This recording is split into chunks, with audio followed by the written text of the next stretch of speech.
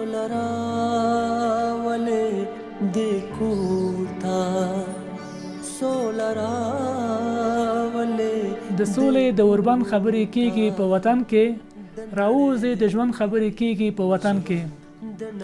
سلامونه او نیک هیلې ټول د کندوز ولس ته وړاندې کوم. ډېر خوشحاله یم چې داسې یو شانداره مجلس کې د ځوانانو نظر اخیستل کیږي. من حیث یو کندوزي او د کندوز ولایت د ورزشکارانو په نمایندګۍ باندې غواړم خپل نظر د صلح باره کې تاسو ته وړاندې کوم.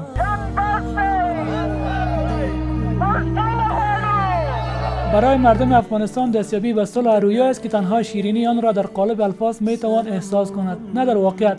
هرچند زندگی در سایه صلح از نیازهای مبرم و مقدم همه چیزهای افغان محسوب می شود. رسیدن به صلح تنها مسئولیت و مکلفیت حکومت نیست.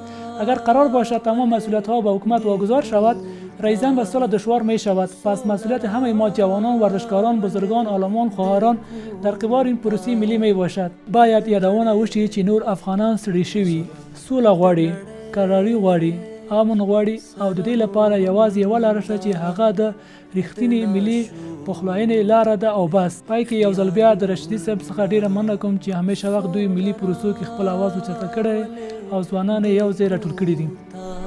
سودودونه رواجونه پرې تړلې